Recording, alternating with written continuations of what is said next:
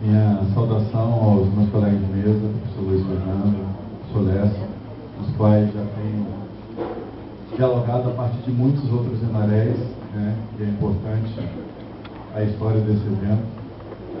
Nenhum de nós vai estar vivo para o 100º Enaré, provavelmente todos nós, felizmente, seremos superados, esquecidos, né? Mas enquanto a gente está nesse momento aqui, é um compromisso muito sério que a gente tem com a área de fazer as coisas melhorarem, né? Eu, então, saúdo o Lesson aí, por essa perspectiva crítica que foi lançada e que me poupa algumas questões, né? Quero, então, agradecer mais uma vez a organização, não só agradecer, como parabenizar o excelente trabalho e saudando meus colegas, né, aqui de Enarel, pessoas com quem a gente sempre vem se encontrando e reencontrando. Eu vou me permitir também, um pouco menos disciplinado que o professor Lécio, né, a ler algumas coisas para que eu possa organizar meu pensamento e que eu possa tentar seduzir, né, da mesma maneira com as palavras tão eloquentemente colocadas pelo Lécio, tentar ver se a minha escrita é suficiente para também seduzir as pessoas para a leitura dos anões que estarão disponíveis online pela organização, que é uma grande sacada e nós deveremos pensar isso como uma perspectiva. Os anões têm que estar disponibilizados publicamente e, se de preferência, nos próximos Enaréis, que estejam antes, para que nós possamos ler com antecedência o texto dos colegas para vir debater, né? Bem, então, como eu já adiantei, eu vou tentar trazer algumas questões, né? Eu acho que elas podem polemizar, mas ao mesmo tempo outros autores também vêm convergindo para isso, né? E às vezes a gente usa algumas palavras fortes, não necessariamente no sentido de que elas estão pautadas numa objetividade, mas também porque a gente precisa criar um impacto, né? Então, ultimamente, por exemplo, eu tenho trabalhado com a ideia da morte do lazer, que o lazer não existe, que acabou.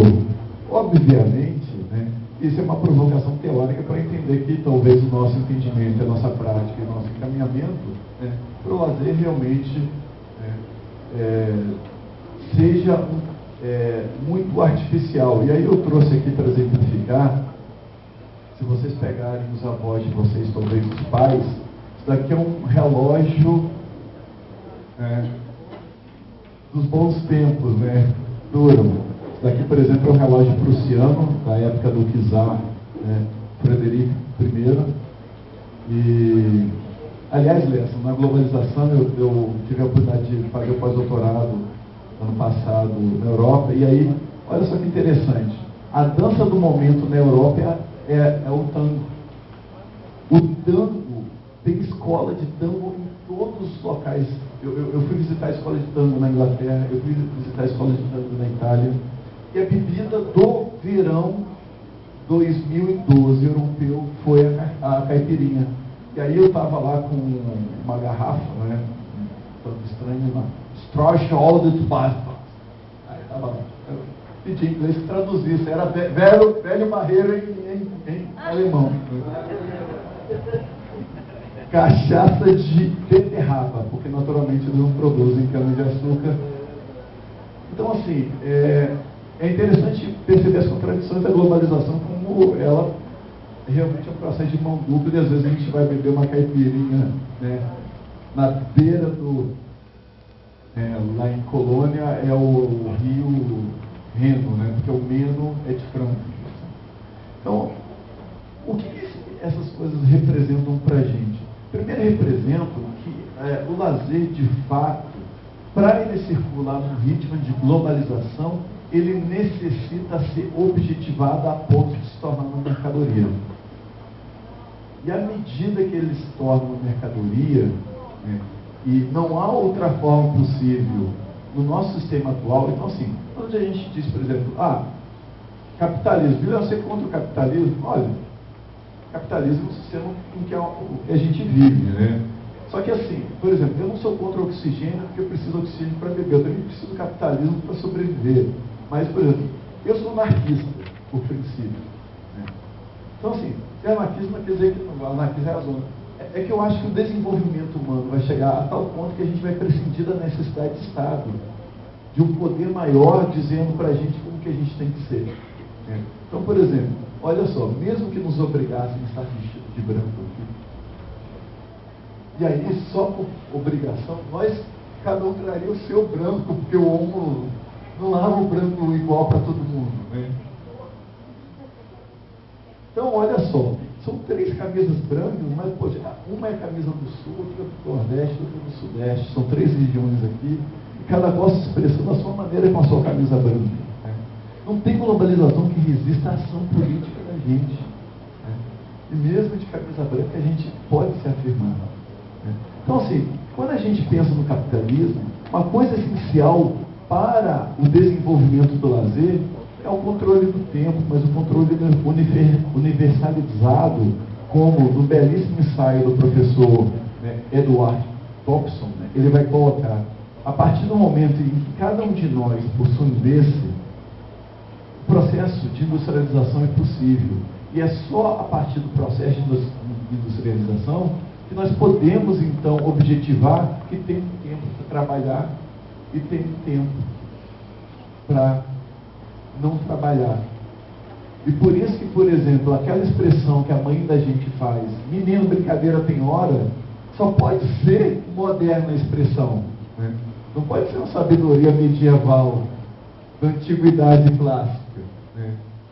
Então, assim, a produção universalizada, a globalização desse produto aqui, foi essencial para que a Revolução Industrial acontecesse. Imagina você pegar uma série de pessoas acostumadas ao ritmo da natureza, acordar com o galo cantando, ou acordar quando está com vontade de acordar, e que a gente vai ver essa realidade em muitos lugares, no sul do Brasil, no nordeste, no norte, o seringueiro vai ter um ritmo de produção, né? O cara do Capuri vai ter, os caras da festa do tambor, né? Aqui vão ter um ritmo, é o ritmo da fogueira esquentando o tambor de crioula, porque não se começa enquanto não foi aquecida a pele. Não é assim, olha, você agora tem 30 segundos para aquecer no micro-ondas, né, o tambor de crioula. Não tem isso. Né? É pautado noutra relação de tempo. Mas a nossa relação de tempo, que é uma relação dominante do capitalismo, é pautada na universalização desse controle. Porque senão eu não teria condição de colocar 500 sujeitos numa fábrica para trabalhar todos juntos ao mesmo tempo.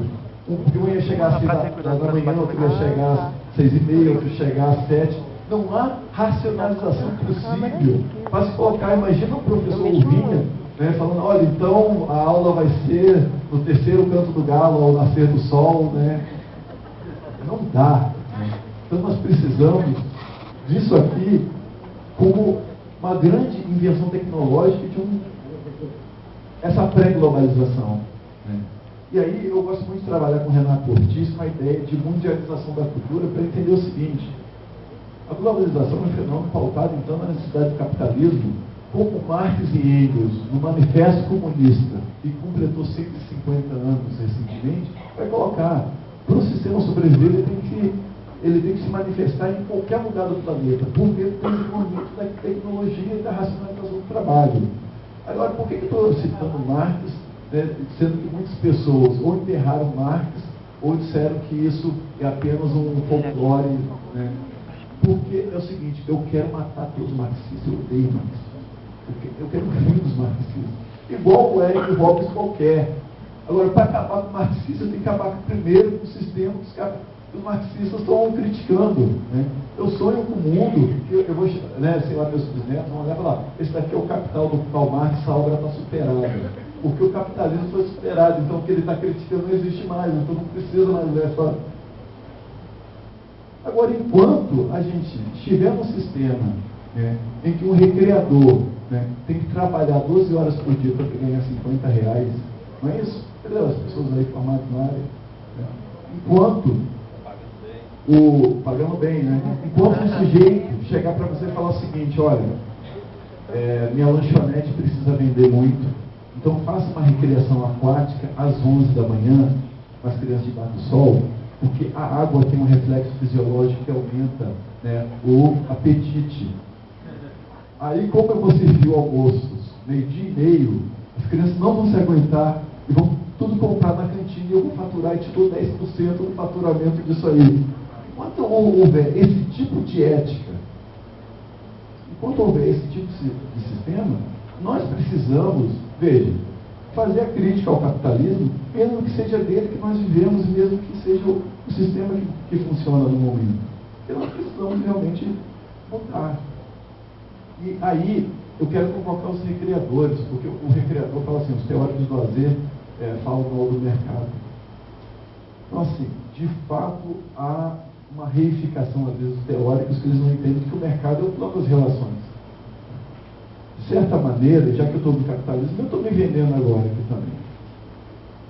No sentido que eu estou colocando minha força de trabalho cronometrada, daqui a pouco termina o tempo cronometrado minha força de trabalho, que eu tenho que falar alguma coisa inteligente e útil para as pessoas aqui. Né?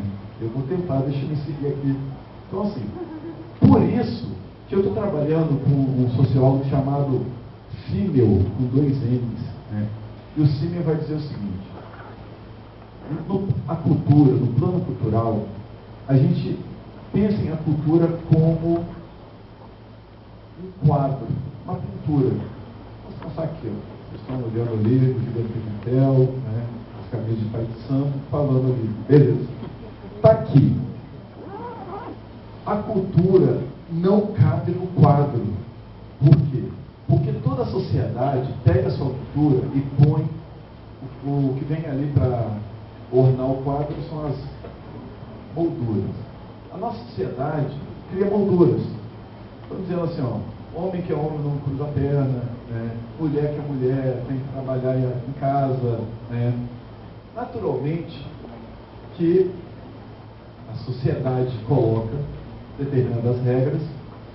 E o que nós fazemos com essas regras que a sociedade põe para nos colocar numa moldura? A cultura, que é essa pintura, ela é viva. A cultura está acontecendo nas bordas da pintura, fazendo com que a pintura aumente de tamanho.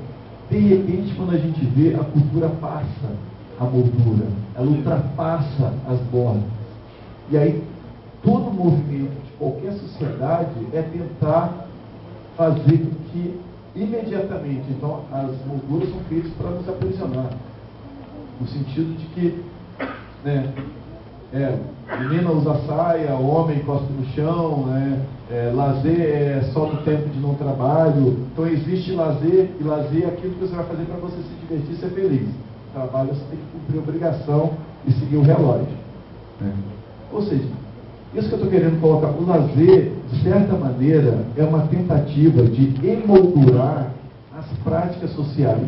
Não significa que lazer não seja um conceito útil academicamente, para a gente tentar entender a partir da sociedade que cria um relógio e que, portanto, existe agora tempo para brincar. Agora a brincadeira tem hora, senhor Edson Paraguaçu.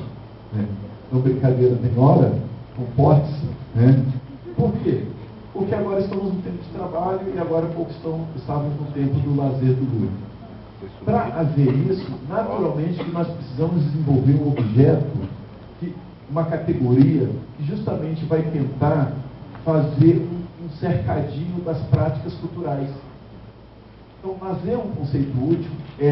Mas entender que esse conceito, de certa forma, é a moldura, e que o quadro cresce, e que o quadro faz, portanto, a moldura se redimensionar. Por isso que, por exemplo, em autores mais avançados, eles estão se lixando da definição de lazer. Recentemente, o professor Cris Rogério esteve em Belo Horizonte, e aí uma colega nossa, a professora Cristiana, falou: professor, qual é a sua definição de lazer? Né? Eu senti que ele foi muito educado para não rir, né? Porque não tem como. Simplesmente, o lazer, à medida que nós definimos, nós colocamos uma moldura sobre a cultura. E se nós queremos acreditar como Marcelino vai trabalhar no seu conceito operacional, eu acho que Marcelino não foi muito sábio, então, meu conceito é operacional. Porque operacional é para funcionar, não significa que ele tem uma universalidade. É apenas para a gente ter um consenso. Que a cultura, lazer e cultura vivenciado tempo disponível. Olha, lazer e cultura E eu fico me questionando por que a gente tem um encontro de lazer e recreação que acaba excluindo o cara que trabalha com museu, o cara que trabalha com biblioteca, o cara que trabalha com artes plásticas, porque ele olha e a moldura que se fechou o lazer não coloca, por exemplo, o cara que faz grafite e que o professor Reinaldo, no seu planejamento de lazer, vai buscar, né? Não contempla, né? O folclore. Inclusive, assim, eu acho um absurdo, Lécio, que quando tem um autor do Pará e tem um autor do Nordeste, fala assim, é um autor regional interessante, está desenvolvendo reflexões interessantes lá para o Nordeste. Agora, se é um autor vindo de um centro, não, esse autor realmente é universal, né? A gente tem realmente esse problema do eurocentrismo, conforme você apontou na sua palestra, né? E que a gente às vezes quer valorizar. Por exemplo, eu leio muito Chris Rojek para pensar o que eu estou pensando aí como lazer não usual, justamente essas práticas de lazer que pulam a moldura, que fogem da moldura, né? Por exemplo, eu tenho estudado uma prática agora, e que assim, eu tenho medo de falar, porque quando eu vou nas artes, me aplaudem, quando eu vou na comunicação social, no estudo de jornalismo, as pessoas ficam estupefatas, quando eu vou falar para o pessoal de letras, as pessoas ficam excitadas, mas eu tenho vergonha às vezes de falar que eu estudo, entre uns assuntos, o porno lazer. Quer ficar, cara, uma sacanagem. Não tem nada a ver isso. Justamente eu estou pensando como que a globalização faz com determinadas práticas que antes ficavam restritas ao universo sexual. Praticar é outra coisa, né, professor? Nós estamos, por enquanto, na investigação. Mas o que é o porno lazer? Se nós formos perceber, a estética erótica pornográfica, ela está sendo globalizada no sentido que agora eu não tenho mais ereção se não tiver cinta-liga, né, musiquinha não sei do que, for num hotel que as luzes giram, né? Então, de certa forma, agora a gente se coloca numa opressão, e isso também se transfere para o universo do lazer. Vou citar uma coisa da literatura, homenageando aqui, né, o organizador do Enarel 2014, que vai ser em Ilhéus. E lá estão comemorando o centenário de Jorge Amado. O livro que bateu o best-seller anterior, que era o Código da Vinci, é 50 Tons de Cinza. É porno lazer puro, né? É a relação de uma mulher virginal com um sujeito praticante de sadomasoquismo e como que eles se relacionam, né? E aí bateu o recorde, venceu o Código da Vinci. Aí você pega o Luiz Otávio, está lendo o Trigo, lá estão lendo um livro chamado A Plataforma. Como que uma determinada rede internacional de resort, que por questões éticas não pode dizer que é o Clube Médio, né, consegue transformar a questão da venda do corpo do recreador, que é o gentil organizador, como um atrativo no pacote de lazer. E se vocês quiserem ser mais radicais, pesquisem. No Caribe existe um resort chamado Clube Viking. Esse Clube Viking é interessante porque as animadoras socioculturais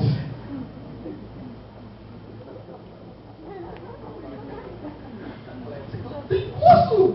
Animadoras tem! Por quê? Porque o nosso moralismo tá, assim, tem o curso de recreação e também oferecem como complemento a essas atividades, né, outros serviços ligados ao lazer. É o porno lazer. Aí assim, a prostituição, não. A questão é que cada vez mais o universo do erotizado está invadindo o nosso cotidiano. Por exemplo, não é de se espantar que o figurinista da Britney Spears é o mesmo figurinista da maior rede de filmes pornográficos dos Estados Unidos. E ele pega aquela estética, né, do chicotinho, a Madonna antes disso, né, e isso é transferido para o universo pop. Esses efeitos da globalização acabam recaindo sobre o nosso universo e às vezes a gente acaba consumindo isso, inclusive, no universo infantil, né? E aí a Xuxa é o exemplo cabal disso. De como que o porno lazer está na recreação infantil, vai ver a Xuxa. Né? Lari. Então, Bem, então eu queria falar essas palavras sobre globalização e eu queria também fazer um manifesto em relação à recreação. Por quê? Então vamos voltar à questão do lazer. Então está entendido que o lazer é uma convenção. Da mesma maneira que as relações de gênero são uma convenção. Da mesma maneira que o que é norte e nordeste é uma convenção. Maranhão é norte ou nordeste? Convencionado nordeste, mas vai ver um intercâmbio riquíssimo que tem que parar. Na verdade, a gente tem que entender que as convenções, elas não dão conta da ambiguidade. Sob certo aspecto, é mais norte. E não faz diferença alguma, porque isso são apenas molduras. O que eu tenho que entender é o que torna a cultura maranhense tão rica, tão diversificada, a tal ponto de que eu vou me emocionar ouvindo uma ópera de Mozart e vou me emocionar igualmente vendo o tambor de crioula, entendendo ambos como patrimônios fantásticos para o meu desenvolvimento, né, nesse espaço que a gente convencionou de chamar de lazer. E que faz parte de uma coisa muito mais ampla, que é o desenvolvimento omnilateral, ou seja, o desenvolvimento global da gente. Eu não concebo que alguém possa viver sem vivenciar a cultura maranhense, e também não concebo como pode alguém nunca ter acesso a estar presencialmente ouvindo uma ópera. Por exemplo, eu estava num congresso do International Sociology Association no sul da Itália, e aí de repente eu vejo um burburinho, e era uma italiana, um de Singapura, uma tcheca, um norte-americano, um belga, eu de brasileiro e mais uma outra pessoa. Então assim, todo mundo se comunicando em inglês, é o novo latim, né? E aí de repente, sabe o que eles estavam eufóricos, inimagináveis? Em meia hora aconteceria no maior teatro de ópera da Itália, que fica na Sicília, uma apresentação da Orquestra Sinfônica da Sicília. Eles estavam eufóricos porque só custava 20 euros o ingresso. Traduzindo aqui, 70 reais, né? Por aí. A gente fala, imagina que eu vou pagar 70 euros. Eu nunca vi, aquilo era para mim a globalização do bem. Pessoas correndo do centro histórico de Palermo para conseguir chegar em tempo para comprar ópera, né? Eu sei que no meio da ópera eu estava agarrado, chorando com um cara de Singapura. Eu falando que eu falei uma coisa dele.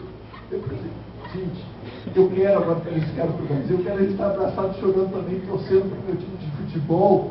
Também, eu quero que esse cara esteja contagiado, né, pela nossa rica cultura popular, porque, de certa maneira, é uma grande violência essa separação entre cultura erudita e cultura popular, porque eu não consigo pensar no boi, que é um patrimônio material reconhecido agora, que ele também não fale universalmente, né? E é só ver a quantidade de estrangeiros que vêm aqui e que, sem falar uma palavra em português, se comunicam com essa corporeidade, né, que universaliza e que essa mundialização. Então, assim, por isso que eu falo, a globalização, né, é a tentativa do capitalismo tentar diversificar, mas acontece uma mundialização, vai para o mundial de lazer, né? As relações, né, são disputas de poder georreferenciadas. Agora, nós temos, por exemplo, um mundial que teve em 98, o professor Luiz Otávio Camargo abrindo a conferência do Congresso Mundial de Lazer, e que infelizmente às vezes aqui a gente não dá o devido valor. Agora, também não dá o devido valor aos teóricos que estão lá no Pará, aos teóricos que estão no Maranhão, aos teóricos que estão em Natal. Nós precisamos também fazer a nossa globalização uma agenda positiva aqui, né? Porque eu citar o Lessa no trabalho meu, e alguém fala, que interessante, um autor regional, né? O decoro não me permite mandar algo para um lugar que eu gostaria, né? Um lugar não global, mas... Por que local?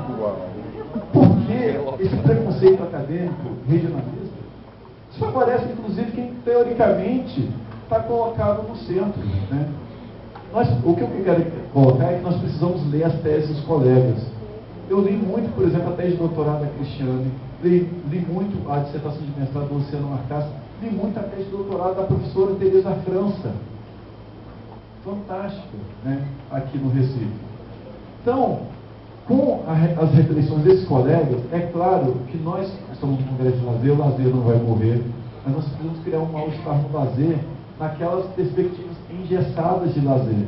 Porque o lazer, para existir, ele não pode ser a moldura. Ele tem que estar no fluxo do quadro. E o quadro se amplia. Porque culturalmente é óbvio que o boi tem que se transformar, porque ele também se transforma com as condições materiais postas. E a gente não pode ficar no saudosismo querendo engessar o boi. Até porque o boi foi criado numa época que a mulher não tinha vez. Eu não quero esse boi. Ele foi criado numa época que o coronel mandava. Eu quero o fim disso. Eu quero boi democrático. Eu quero boi de novas relações de gênero. Eu quero boi, né, em que um sujeito negro e um sujeito branco têm o mesmo valor, porque são sujeitos de direito. Então esse boi tem que transformar também para essas novas realidades. Porque quando ele foi criado, o negro era escravo. E a mulher submissa ao homem, pelo menos, com poder patriarcal. E nós vivíamos um colonialismo real, agora uma disfarçada. Né? Então o lazer não existe em si, é uma convenção social para lidarmos com certos viés culturais. E talvez não podemos sequer universalizá-lo no sentido de dizer, esse lazer é bom. Mas talvez pensar naquilo que a professora Gisele Schwartz trabalha, a partir de alguns teóricos da psicologia do lazer, que é a percepção do sujeito. Aí sim, você a ópera me sensibiliza da mesma maneira que um jogo de futebol de Fla-Flu, né? Isso é universal no sentido que o cara de Singapura vai chorar abraçado comigo, vendo o tambor de crioula da mesma maneira que nós choramos vendo a ópera do Vivaldi. Né?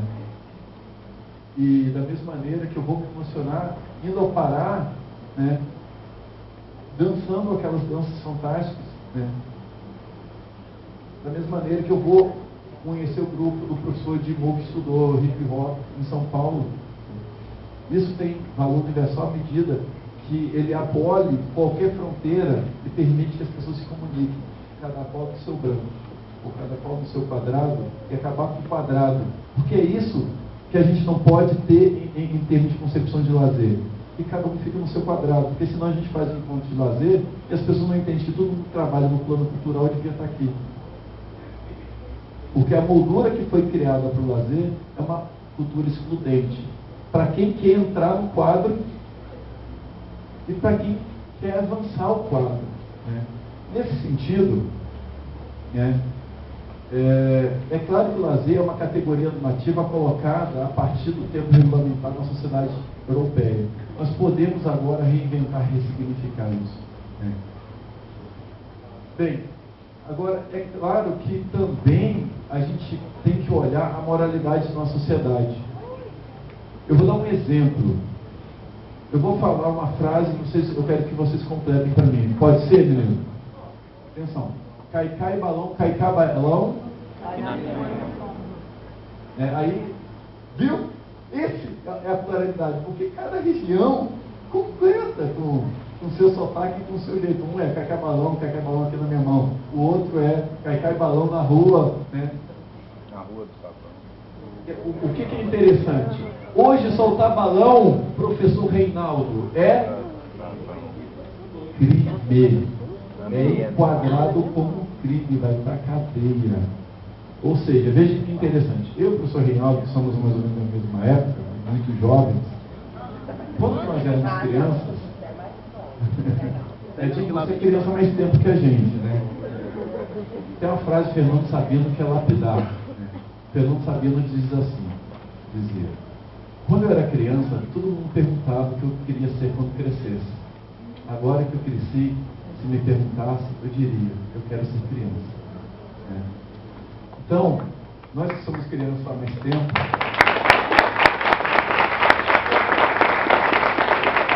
Nós que estamos criados há mais tempo, trabalhando então nessa dimensão, vamos pensar o seguinte: cara, nós somos educados ao balão ser uma identidade cultural nacional. Hoje é crime. Soltar pipa com cerol é crime penal em 7 estados brasileiros. Onde eu moro, Paraná é, em São Paulo é, Minas Gerais é. Em Minas Gerais, só na época auge, cadê os mineiros aí? Não tem, né? Ah, apareceu. Isso. Amostra representativa, tá bom. Pequenas doses. Minas em pequenas doses. Então é o seguinte: em Minas Gerais, por exemplo, morrem decapitadas por linha de pipa 6 pessoas por ano. Decapitadas, precisa explicar ou mostrar uma figurinha aqui? Não, né? Deboladas. A pessoa para andando de moto, ela está soltando pipa, a velocidade da moto aliada ao efeito cortante da linha mata a pessoa. E aí a gente criminaliza a pipa e a gente não entende a sociedade que fez com que nós precisássemos ter cada vez mais meios individuais de transporte e que acelerem, porque a gente precisa agora ganhar tempo. Tempo é dinheiro. E que, portanto, a gente precisa cada vez ser mais rápido e, consequentemente, também diminuir o espaço de lazer das pessoas, porque agora não tem mais os terrenos baldios onde você tem espaço para soltar pipa.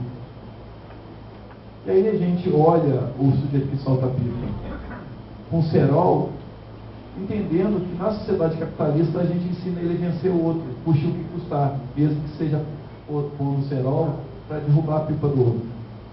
A gente ensina isso na escola, a gente ensina isso na nossa recreação, muitas vezes. É só olhar os manuais de recreação, ver quantos são contra o sistema e quantos reforçam. E aí eu estou dizendo isso porque eu sou contrário à nomenclatura de animação sociocultural, na medida que ela tem sido imposta como algo do bem que vai livrar a área do lazer dos caras alienados e infantizinhos da recreação. E aí tem, não, eu sou crítico, então sou animador sociocultural. Você é recreador, porque você brinca. Você só brinca. Bem, então eu quero fechar minha fala com isso. Por que no cenário de globalização, o mundo nos olha, a gente olha para o mundo, nós ainda, onde as fronteiras são dinâmicas, a gente quer criar um grupo que é alienado, que é prático, que é divertido, que a gente curte, que produz manuais de brincadeirinhas ou CDs de musiquinha, né? Que se o termo do cara é diferente, esse é recreador, ele não tem profundidade teórica, mas ele é divertido. Aí tem o teórico. O teórico não dá bom dia, não sorri, vem aqui e lê texto citando Milton Santos.